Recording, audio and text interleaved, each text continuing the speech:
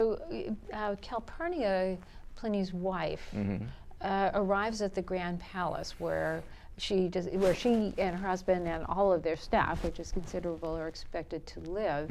She finds that it's been plundered by the prior governor. How common was it for this to have happened in the Roman Empire, to just sort of take state property? Let me say here that this is my imagination. Okay, We, in fact, don't know where they lived. Okay. I decided to have them live in what had once upon a time been the palace of the Bithynian kings, when Bithynia was an independent country, going back more than a century.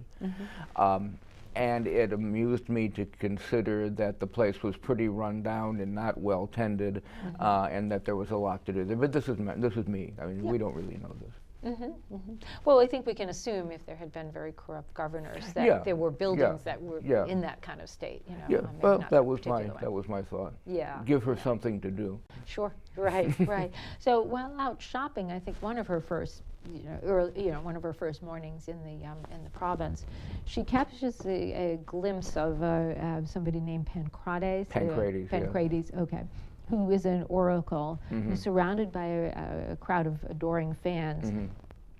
How do her first impressions of him differ from the crowd surrounding him? Calpurnia is a very level-headed young woman, not easily impressed, not easily taken in, quite suspicious of the barbarian enthusiasm that surrounds Pancrates. But let me speak about Pancrates for a minute. I made up the name, but basically this is based on a historical character whose real name was Alexander of Abonotakis. And we know about him from an essay by the Greek satirist Lucian, who met him. And he was a contemporary of Pliny's, and he was in Bithynia at this time. And he is one of those marvelous characters that you couldn't make up somebody like this. He was a charlatan, but enormously popular all over Asia, very influential. And much of what I say about him in the book, we do know from Lucian's essay. He was a blackmailer. He invited people to ask questions of the oracle. They would then secretly open up the question, see what the question was, make up an answer, seal it up again so that it looked like it had not been tampered with, and they charged a drachma apiece for this. There was a python, a gigantic snake, which he wore draped around his shoulder. And the python would give oracles too. He would station himself in the doorway of the temple with the python over, I'm not quite sure how this worked, under his arm, curled in his lap, except that the python, but it was a live python, drugged with milk so that it kind of behaved itself,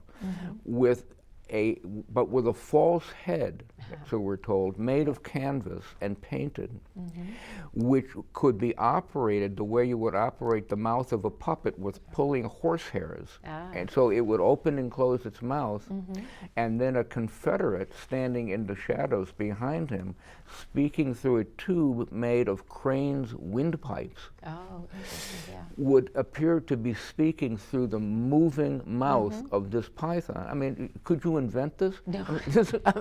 This actually happened. Wow. So, I mean, one of the reasons why I chose this locale in this background for the story was simply to be able to use that. This is too good to pass up. Absolutely. He was great, Balbus, who is the financial, the person you were talking about, who, we know this early in the book that he is found murdered. But he's alive when we first meet him, and we know that he is a very violent and powerful man. When Pliny first meets him, what are his impressions of how well Balbus is going to accept his authority as governor? Well, it becomes clear right away that Balbus isn't, that Balbus is very jealous of his power, and that the preceding governors have been very pliant very pliable. He's been able to manipulate them. They've gotten along together, but he can see right away that this is not going to work with Pliny. Right. So right away, there's tension. This come in the scene where he invites Pliny and his wife to dinner. You can see right away the hostility that's there. Absolutely, yeah. And I think that for Pliny's part, that he knows he's met a person that he's not going to be intimidated by, but he's got his work cut out for him. Yes. I should say, you know, that Balbus, I've invented Balbus as a particular character. We don't really know who that procurator was, but he is the type of figure who really made the empire run.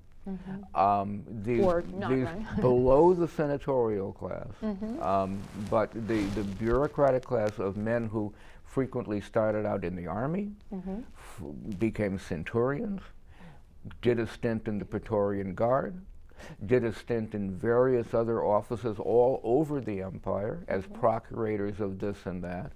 These are the people who, and for the most part, did their jobs, although Balbus doesn't, but in general, this is the backbone of the empire, people like this. Right, and that's true. If they fail to do their job, that is what leads to that kind of chaos that exists around there.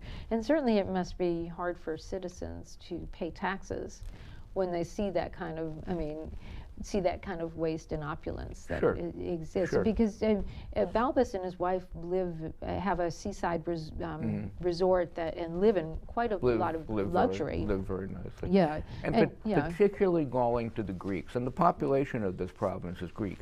Okay, yeah. The Greeks hated the Romans. They just hated them. They thought they were barbarians. They thought they were crass and crude.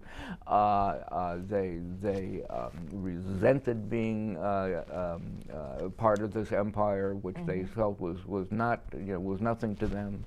And at the best of times, there was always a degree of restlessness and resentment in the Greek cities, and particularly in this province. And this province had an interesting history. It had one time been ruled by Mithridates the Great, back in about 80 BC, who had organized the massacre of 100,000 Romans and their families in one day. Oh my goodness! Right, that's what kicked it.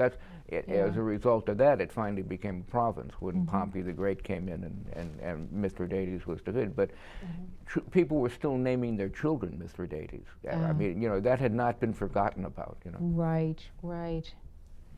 Balbus spends that first evening basically trying to intimidate Pliny. Pliny is not physically an imposing person. No. But you really can't intimidate him very easily, can you? Pliny, as he says to himself at one point, as he soliloquizes, he's not an exciting man. He's not a physically brave man, but he's a steady man. He is there to do his job, and nothing is going to interfere with that. That his virtues are the virtues of the Roman Empire. Steadiness, determination, unswervingness. That's how he sees himself, and that's at least my impression of him from the letters. We don't know what he looked like. My impression of him from the letters is this kind of figure. Right. Sort of a mild-mannered kind of person. Tolerant. Good-natured, a good friend, sociable, and conscientious to a fault, but not excited. Right. Well, how did the life in the city compare to the life in the country of that province? I mean, was it a little less turbulent out in the country? Well, like many provinces in that part of the world, the cities were Greek. The countryside was something else. The countryside was inhabited by Thracian-speaking peasants in villages, which really the Romans and the Greeks have little to do with. I mean, that doesn't interest them. What's exciting is what goes on in the cities. Absolutely.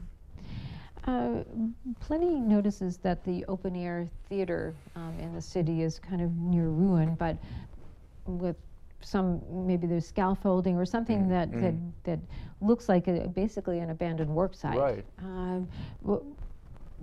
Can you tell us about this? I mean, did that represent what happened along this is from the letters.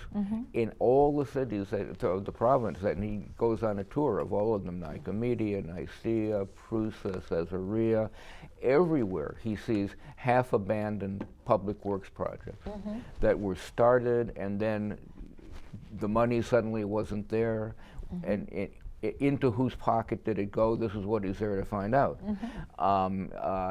Baths that were started and then abandoned, and now the foundations are cracked, and the whole thing will have to be torn down and done again. And this is what he constantly comments on in the letters to Trajan. So this is real. Interesting. Yeah. So yeah, no, he definitely has a very broad job description there, because as governor, he's got to supervise the restart of these building projects, but also figure out how that will be paid for. And how would you say that relates to the contentment of the population in that area? I mean, doesn't that breed a lot of discontent? Absolutely. Yeah. We get the impression that the province was on the verge of rebellion, that anti-Roman feeling was so high. And that's what he's there to deal with also. But to do it, he cannot do this just by calling out the troops. He doesn't have that. He doesn't have that many troops, and that's not the way Trajan would want it handled. He has to do it by conciliating the governing class, the elite, the moneyed class in the cities. Okay. The moneyed class being Roman or Greek? Greek. And Roman businessmen too, but basically the Greeks.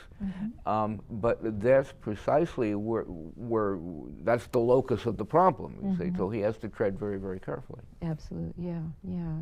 And do you think the corruption was on the side of the Romans or on the moneyed Greeks? Oh, that's a good we question. not choose I would one of say the there's two, enough to go around. Really? I think we. Because I was, do you see? I mean, I was seeing some parallels to ancient Rome and contemporary times. Do you see those too? Oh, sure. Yeah. Oh, sure. Just name your third world country. I mean, I think Right. Of course, yeah, absolutely. Yeah, and it's United very States involvement with third world, with other countries too. Yeah.